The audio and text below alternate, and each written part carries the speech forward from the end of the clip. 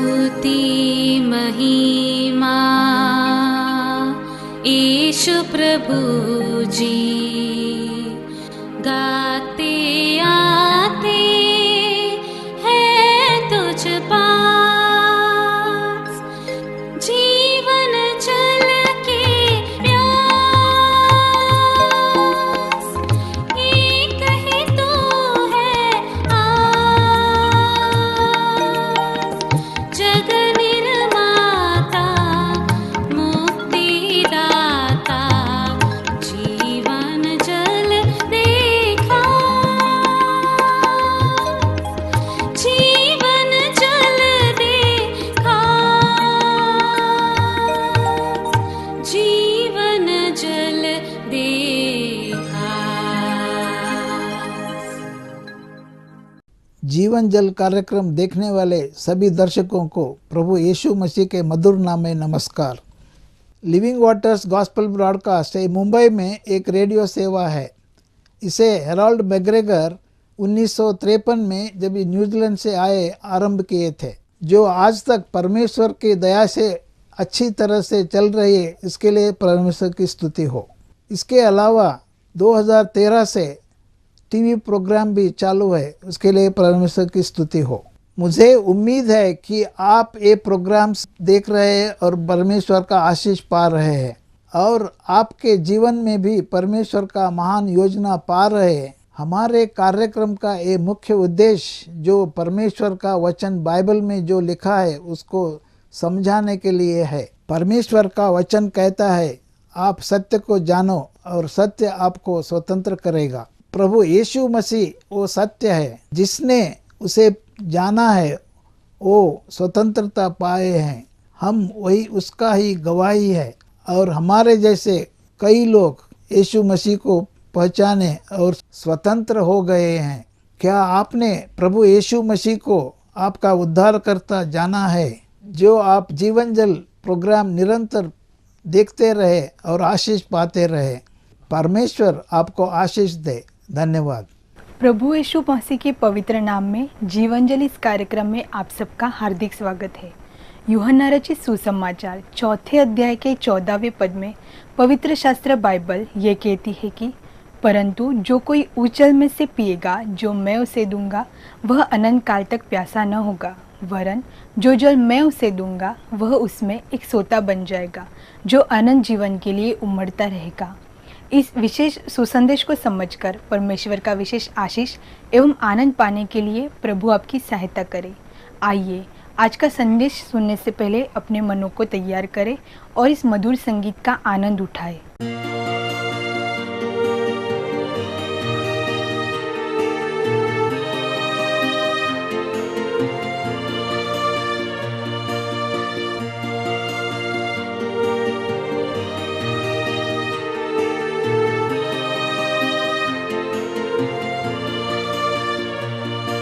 सहारा मुझको चाहिए, सहारा दे मुझे।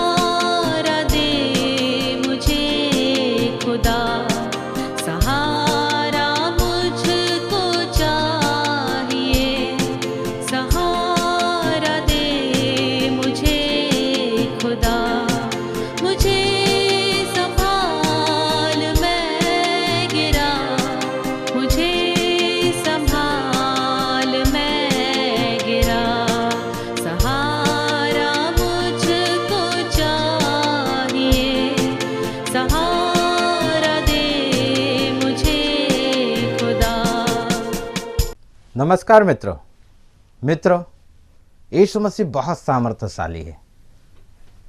उसका सामर्थ्य सब पर हावी होता है। एक व्यक्ति जिसका नाम शाऊल था, वो कलीसिया जब आरंभ ही हुई थी पहली शताब्दी में, तब कलीसिया को सताने लगा। उसके नाम का जो शोर है सब ओर गूंज रहा था, सब लोग डरे हुए थे। परंतु फिर हम देखते हैं वही शाऊल बदल गया। प्रभु यीशु मसीह के सामर्थ्य ने उसे बदल दिया।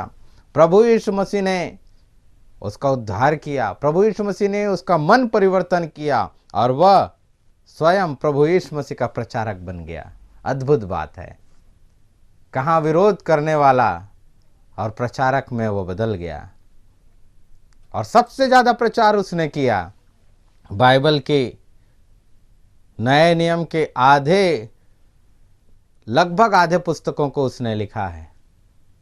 आज उसके मन परिवर्तन के बारे में थोड़ी सी बातों को हम पवित्र वचन से देखेंगे। प्रेरितों का काम अध्याय 9 पद 1 से पद 9 तक मैं पढ़ता हूँ।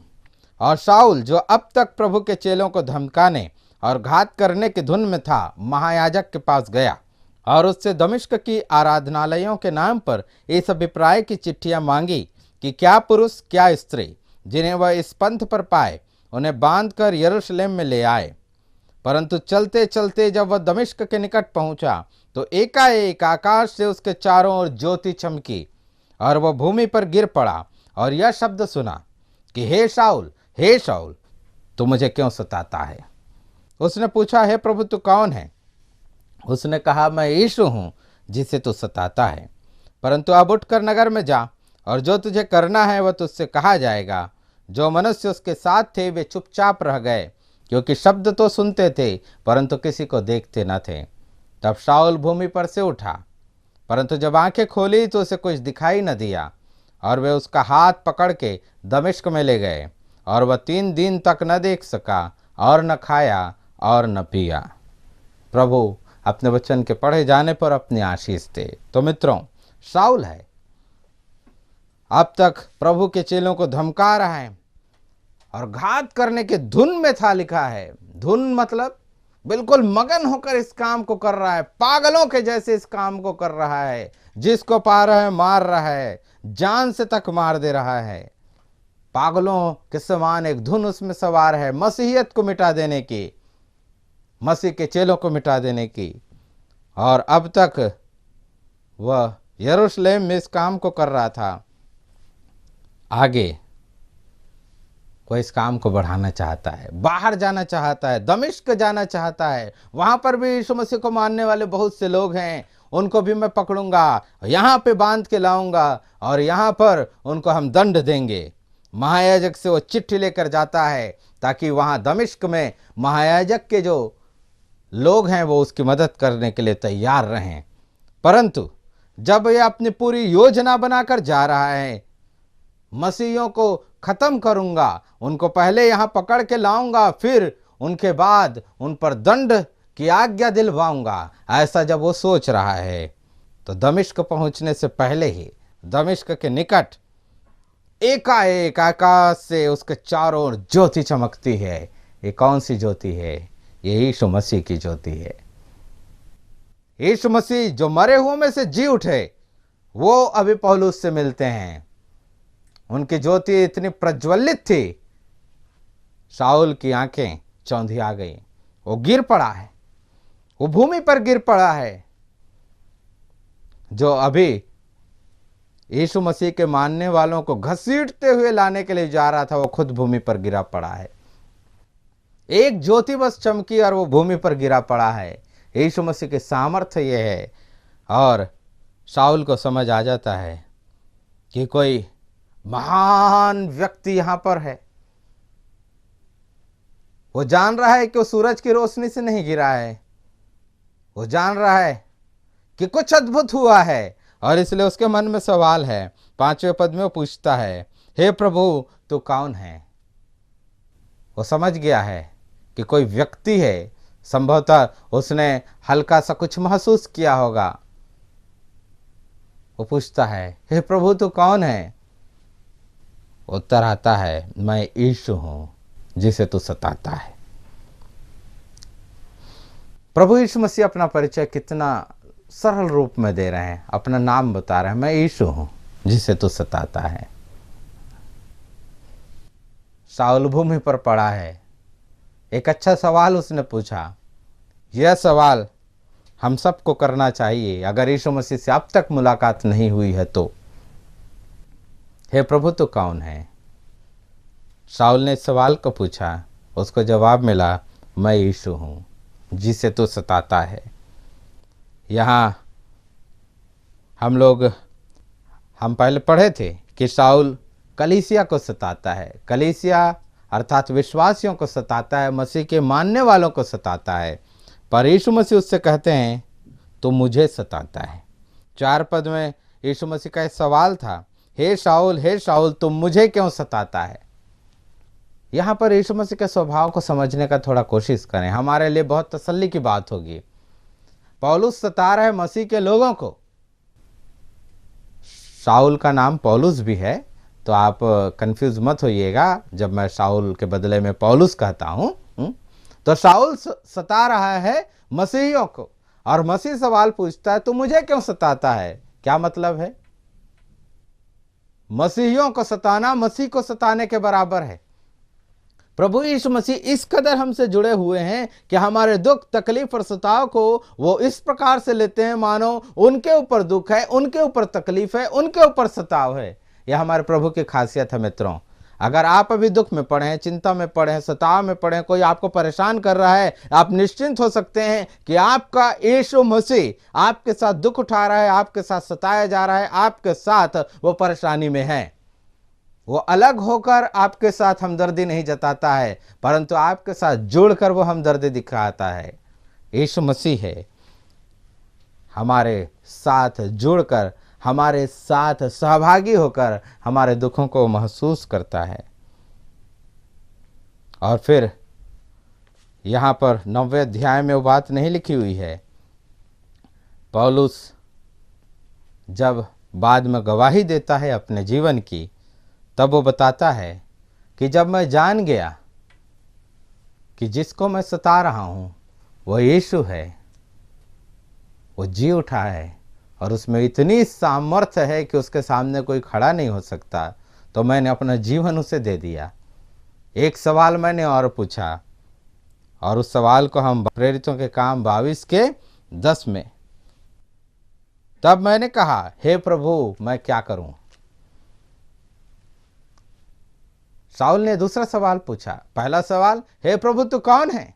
दूसरा सवाल, जब वो जान गया कि उसके सम्मुख जीवित यीशु मसीह हैं, सामर्थ्य यीशु मसीह, तो अपने जीवन को दे देते हैं उसको, और पूछता है वो, हे प्रभु मैं क्या करूं? ये दूसरा सवाल है मित्रों। अब वो अपने जीवन को दे दिया है, वो उसका गुलाम बन गया है। वो चाहता है कि आप जो बोलेंगे मैं करूंगा।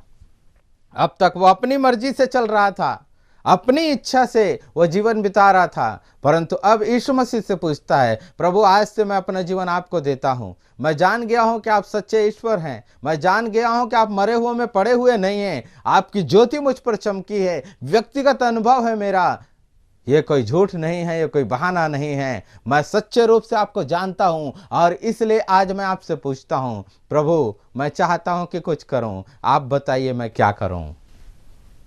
दोस्तों, अगर आप यीशु मसीह को जान चुके हैं कि वो सच्चा उद्धार करता है, तो ये दूसरा सवाल भी आपको जरूर करना चाहिए, हे प्रभु मैं क्या करूं? पूछिए, अपने मर्जी से न करिए। कई लोग हैं जो अपनी मर्जी से प्रभु के लिए काम करना चाहते हैं, अपनी मर्जी से मत करिए। यीशु मसीह से प्रार्थना पूर्वक पूछिए, हे प्रभु मैं क्या करूं? क्योंकि हम उसके लहू से खरीदे गए लोग हैं, हम उसके गुलाम हैं। सही अर्थों में हम बोलें तो हम उसके दास हैं। हमें उसकी इच्छा जाननी चाहिए और उसकी इच्छा के अनुसार ही कुछ करना चाहिए। प्रभु ने हमको काम करने के लिए बुलाया है, परंतु कौन सा काम, यह हमको पूछना पड़ेगा। प्रभु से हम पूछें, हे प्रभु मैं क्या करूं? और यीशु मसीह उसको तुरंत नहीं बताते हैं कि उसे क्या करना है। 6 पद में लिखा है, प्रभु यीशु मसीह उससे कहते हैं, उठकर नगर में जा और जो तुझे करना है वह तुझसे कहा जाएगा। यीशु मसीह उसको उस समय क्या करना है ये बताए। अभी तू उठ के नगर में जा और तेरे को क्या करना है ये तुझको बाद में बताया जाएगा। मित्रों, मसीह जीवन की सच्चाई ये है, प्रभु हमारे बारे में पहले से योजना बना के रखा है कि हमसे उसको क्या क्या कराना है, लेकिन वो अपनी उस योजना को हम पर तुरंत प्रकट नहीं कर देता है। हे प्रभु मैं क्या करूं, और प्रभु तुरंत नहीं बोलता है कि ठीक है तो ये कर या वो कर। प्रभु हमसे चाहता है कि हम धीरज धरें, रुकें, ठहरें, हम इंतजार करें, हड़बड़ी न दिखाएं। पौलुस को प्रभु यीशु मसीह का संदेश है, तो अभी उठकर नगर में जा और बाद में तुझको बताया जाएगा। दोस्तों, हम प्रभु से पूछें और प्रभु के उत्तर तक हम इंतजार करें, हड़बड़ी न दिखाएं। और देखिए 9 पद में हम देखते हैं शाऊल चला गया है नगर में, और वहाँ पर वो कर क्या रहा है, वो 3 दिन तक न देख सका और न खाया और न पिया। अभी जब बड़ी ज्योति चमकी है उसकी आंखें चली गई हैं, आंखों की रोशनी चली गई है, परंतु वो कर क्या रहा है, आगे खा नहीं रहा है, पी नहीं रहा है। ये वास्तव में क्या कर रहा है, ये प्रार्थना कर रहा है। 11 पद में प्रभु यीशु मसीह अपने दास हनन्याह को बताते हैं कि वो प्रार्थना कर रहा है। उसके पास तू जा। हनन्याह नामक एक सेवक था दमिश्क में। प्रभु उसको बोलते हैं कि जाकर शाऊल नाम के एक व्यक्ति से मिल ले, वो उस अमुक गली में है। हनन्याह प्रभु को बोलता है, प्रभु वो तो सताता है तेरे लोगों को, यहां पर भी इसीलिए आया है, आप कहां भेज रहे हैं मुझको। देखिए कई बार ऐसी गलती हम करते हैं मित्रों, हम प्रभु को कुछ सूचना देने लगते हैं, प्रभु आप जानते नहीं हैं ऐसा ऐसा है। प्रभु फिर हनन्याह को बताते हैं कि नहीं, उसका जीवन बदल गया है, तू घबरा मत, तो उसके पास जा। वह प्रार्थना कर रहा है। 11 पद में लिखा है वह प्रार्थना कर रहा है। 9 पद में लिखा है वह 3 दिन तक न खाया है न पिया है। इसका मतलब वह 3 दिन तक उपवास प्रार्थना में लगा हुआ था। उपवास प्रार्थना क्यों कर रहा है, वो जानना चाहता है कि प्रभु मैं क्या करूं, प्रभु का इंतजार कर रहा है। यह तरीका है दोस्तों प्रभु की इच्छा को जानने का, प्रार्थना में लगे रहना। भोजन से ज्यादा महत्व परमेश्वर की इच्छा को देना। ऐसे लोगों पर प्रभु अपनी इच्छा को प्रकट करता है। मित्रों, परमेश्वर हमारी सहायता करे। हम जाने कि यीशु कौन है, हम जाने कि यीशु मसीह हमसे करवाना क्या चाहते हैं, और इस बात को जानने के लिए हम धीरज के साथ इंतजार करें, और तब हमारा जीवन बदल जाएगा। और यहाँ पर 18 पद में फिर हम देखते हैं हनन्याह जब जाता है, हनन्याह के हाथों से वो बपतिस्मा लेता है, परंतु इससे पहले कि वो बपतिस्मा ले उसकी आंखों से छिलके गिर पड़ते हैं। वो फिर से देखने लगता है। देखने जब वो लगता है तो उठकर बपतिस्मा लेता है। भोजन करके वो बल पाता है। 19 पद में लिखा है और वह कई दिन उन चेलों के साथ रहा जो दमिश्क में थे। देखिए प्रभु का काम बड़ा महान। जिन लोगों को वो पकड़ने के लिए आया था अब उनके साथ वो संगति कर रहा है। जिनको वो घसीट के ले जाने के लिए आया था उनके साथ वो संगति कर रहा है। क्या आनंद का समय रहा होगा दमिश्क के विश्वासियों के लिए। हमारा सताने वाला हमारा भाई बन गया है। आज वह हमारे साथ बैठकर प्रभु की महिमा कर रहा है। और केवल इतना ही नहीं, पर 20 में लिखा है और वह तुरंत आराधनालयों में यीशु का प्रचार करने लगा कि वह परमेश्वर का पुत्र है। देखिए इस पूरे क्रम को समझिए। पहले वो पूछता है प्रभु तो कौन है। जब वो जान गया कि प्रभु कौन है उसके बाद वो पूछता है प्रभु मैं क्या करूं। प्रभु उसको बोलता है इंतजार कर। वो इंतजार करता है प्रार्थना करते हुए, और संभवतः उस समय भी उसको सारी बातें स्पष्ट नहीं हुई हैं। उसके बाद जब वो बपतिस्मा लेकर तैयार है तो फिर वो करता क्या है। जब वो बाहर निकलने के लिए बल पा चुका है तब वो कहाँ जाता है, चेलों के साथ संगति करने। और उसके बाद वो प्रचार करता है। अभी प्रभु उस पर स्पष्ट नहीं किए हैं कि उसको करना क्या है, कौन सी विशेष सेवा उसको सौंपी गई है उसको नहीं मालूम, परंतु एक बात वो जानता है, मुझको प्रचार करना है कि यीशु ही परमेश्वर का पुत्र है। मित्रों, इन बातों को हम करें। 4 बातें। पहली बात, हम जानें कि वो प्रभु कौन है। दूसरी बात, हम जानें कि वो प्रभु हमसे चाहता क्या है। प्रार्थना पूर्वक हम इसको जानने का कोशिश करते रहें, एक दिन प्रभु हम पर प्रकट करेगा। तीसरी बात, आप जान चुके हैं कि प्रभु कौन है, आप प्रभु के लोगों के साथ संगति रखिए, अकेले घर में मत बैठे रहिए मित्रों, कलीसिया से जुड़िए, संगति रखिए। चौथी बात, आप जान चुके हैं कि वो प्रभु कौन है, सबको बताइए कि यीशु मसीह ही जीवित परमेश्वर का पुत्र है और परमेश्वर आपको आशीष देगा। आइए हम पौलुस के जीवन से सीखी गई इन बातों को अपने जीवन में लागू करें। प्रार्थना करते हैं। महान परमेश्वर, आप सामर्थी हैं। आप प्रभु जी विरोधी को भी अपना प्रचारक बनाने वाले परमेश्वर हैं। हम आपकी वंदना करते हैं, हम आपके सामर्थ्य को सराहते हैं।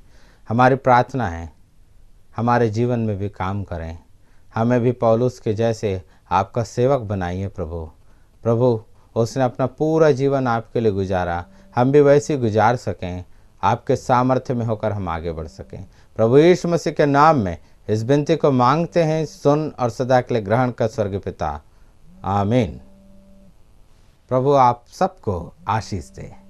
यदि आज आपने कोई आशीष पाई है या आप इस विषय के बारे में अधिक जानकारी प्राप्त करना चाहते हैं या कुछ प्रार्थना के विषयों को बांटना चाहते हैं तो निसंदेह हमसे संपर्क करें। हमारा पता जीवन जल सुसमाचार प्रसारण, Nav Bhavna 422 SVS road, post box number 19161, Prabha Devi, Mumbai 400025।